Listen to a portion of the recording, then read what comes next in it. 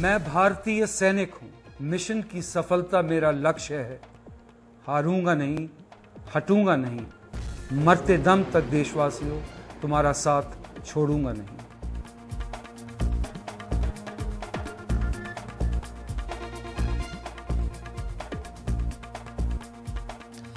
Good evening and welcome to the special edition of We the People. This past week in Uttarakhand, we have seen a scale of unimaginable heroism by our men and women in uniform. Whether it is the Army, the Air Force or officers of the ITBP, they have taken a personal hit in a bid to save the lives of now more than 1 lakh people. In fact, as we saw a Mi-17 chopper go down this week, 20 people died on that chopper just trying to save other lives. 5 belonging to the Air Force, 15 men of the ITBP. Accolades have poured in, tributes have poured in from across the country. But is this praise and recognition ephemeral? Is this a passing phase? On We the People today, we look at the heroes of Uttarakhand. Are these heroes recognized only in moments of crisis, when they step in and fill the gaps that the administration or the political establishment has failed to cover? In peacetime, in moments of no crisis, do they get the recognition that they deserve? Let me start with you, Air Vice Marshal Bahadur. You know, there was an honorary flying officer that me and my team met in Uttarakhand, and his story was quite interesting because he was 1 month away from retirement and he could have actually opted for a desk job, but he actually insisted that I want to be there, I want to be part of this evacuation and relief effort. And he ended by saying in an interview that he gave to my colleague Nitin Gokhale that he said, my message to the people of and those associated with the Air Force is, don't worry, your recognition will come one day. And when I heard that, I found that so moving because it suggested in that statement that the recognition was not there. So as an Air Marshal, have you felt that the recognition that comes in moments of crisis like this one is not there at other moments? I saw that piece which Nitin Gokhale did, and I saw the honorary flying officer. That is a spirit that is there in any person who dons a uniform. And the recognition comes when you do a job. And what he said was absolutely right. It will come. It comes automatically. What you say does it come automatically though? It's a feeling that comes from within. That am I recognized or not? Have I done my job?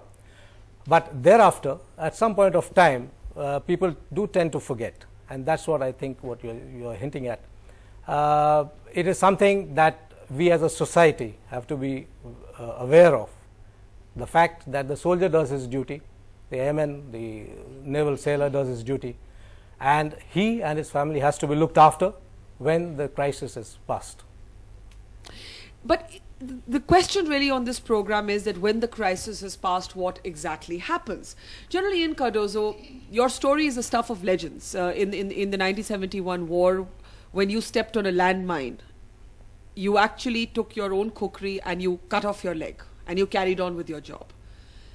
And today we have seen, you know, so much written about you. But in real terms, for the average soldier, for the man and woman in uniform, and I include affiliated agencies of the paramilitary, the ITBP, everybody in this, does this sometimes feel like a thankless job?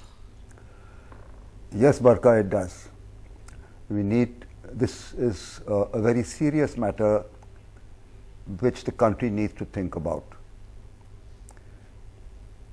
When there's a crisis, when there's an earthquake, get the army. When there's a flood, get the army. When there's a child in a borehole in a well, get the army. When it's a question of pension, forget the army. That's what the situation is today. Also, people in uniform, we are a silent service. We don't talk. But that does not mean we do not think and we do not feel. And we think and feel very badly about, it's very kind of Air Marshal Bahadur to say recognition will come. I have my doubts about that.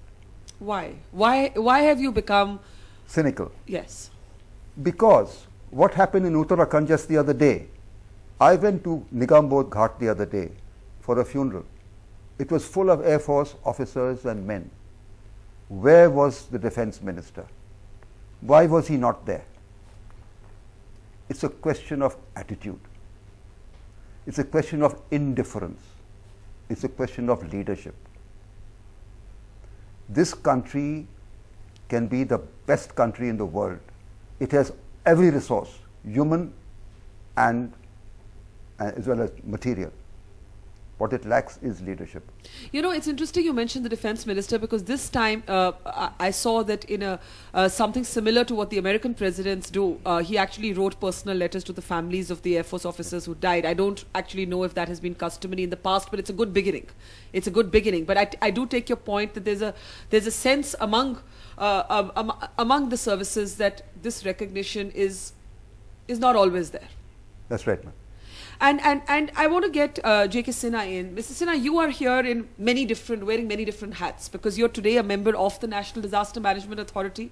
So you have a fine sense of what it's taken to actually get these relief operations off the ground in Uttarakhand. But you have previously served as the chief of both the CRPF and the ITBP. Now, this sentiment that you're hearing, you've heard it from the general, you've heard it from the Air Marshal. Let me ask you first, where would the civil administration have been in Uttarakhand without the ITBP, without the Air Force, without the Army? You know, because there is a sense that these agencies, these services are filling the gaps. They are filling up for the failures of other agencies, of other administrative organizations. Barkha, the question is quite complex. Yes. When a disaster of such a magnitude takes place, it is almost impossible for the civil administration to cope with it, and that's when outside help is sent. When it is a smaller affair, the district administration can manage. Yes. But on the other hand, they should be prepared for disaster, which they are not doing for whatever reasons. There are enough directions, guidelines, and yet it is on the back burner till the disaster takes place.